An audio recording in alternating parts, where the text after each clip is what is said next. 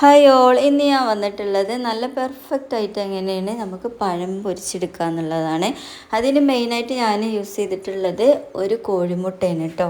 കോഴിമുട്ട ഇട്ട് കൊടുത്താൽ നല്ല പെർഫെക്റ്റ് ആയിട്ട് നമുക്ക് കിട്ടും ചെയ്യും, നല്ല സോഫ്റ്റ്നെസ് ഉണ്ടാവും ചെയ്യും.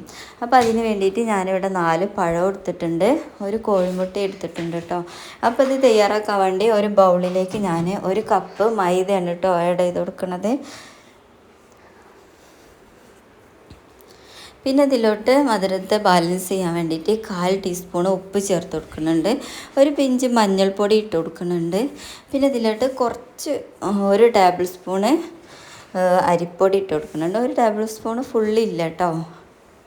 എന്നിട്ട് ഒരു കോഴിമുട്ട ഒഴിച്ച് കൊടുത്തിട്ട് കുറേശ്ശെ വെള്ളം ഒഴിച്ച് നന്നായിട്ടൊന്ന് കുഴച്ചെടുക്കണം കേട്ടോ.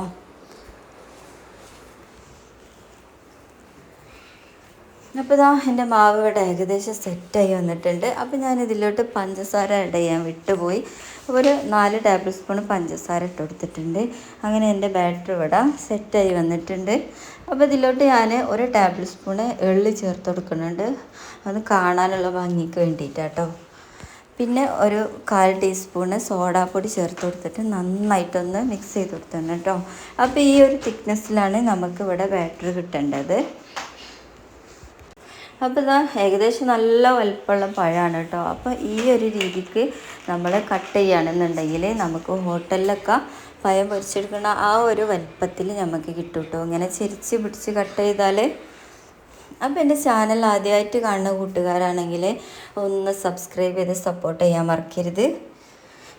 അപ്പോൾ ഇതുപോലെ എല്ലാവരും ഉണ്ടാക്കി നോക്കിയിട്ട് ഇതിൻ്റെ ഫീഡ്ബാക്ക് അറിയിക്കാനും മറക്കരുത് കേട്ടോ. അപ്പോൾ ഇതാ ഞാനിവിടെ അരിഞ്ഞ് വെച്ച് ഒക്കെ സെറ്റായിട്ടുണ്ട്. അപ്പോൾ ഇങ്ങനെ കാണാൻ തന്നെ നല്ല ഭംഗിയാണ് കേട്ടോ. അപ്പോൾ ഈ ഒരു സമയം കൊണ്ട് ഞാനിവിടെ എണ്ണ ചൂടാക്കി വെച്ചിട്ടുണ്ട്. അപ്പോൾ അതിലോട്ട് നന്നായിട്ട് നമ്മൾ മാവിൽ മുക്കിയിട്ട് നമ്മൾ ചൂടായ എണ്ണയിലോട്ടൊന്ന് ഇട്ട് കൊടുക്കുകയാണ് കേട്ടോ. അപ്പോൾ ഇതാ ഓരോന്നായിട്ട് ഞാൻ എൻ്റെ എണ്ണയിലോട്ട് ഇട്ട് കൊടുക്കുകയാണ്.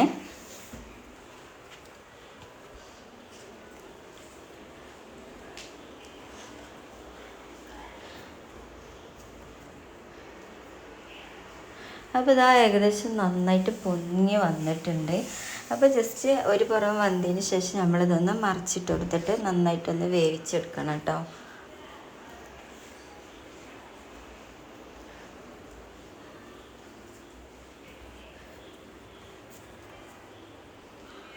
അപ്പോൾ ഇതാ എൻ്റെ പഴംപൊരി ഇതാ ഏകദേശം റെഡി ആയി വന്നിട്ടുണ്ട്. അപ്പോൾ എൻ്റെ വീഡിയോ സപ്പോർട്ട് ചെയ്യാൻ മറക്കരുത്. അപ്പോൾ ഞാൻ ഇതുപോലെ എൻ്റെ കയ്യിൽ എല്ലാം സെറ്റാക്കി വന്നിട്ടുണ്ട്. അപ്പോൾ ഇതാ ഇതുപോലെ കിട്ടും കേട്ടോ, പഴംപൊരി നല്ല പെർഫെക്റ്റ് ആയിട്ട് കിട്ടും.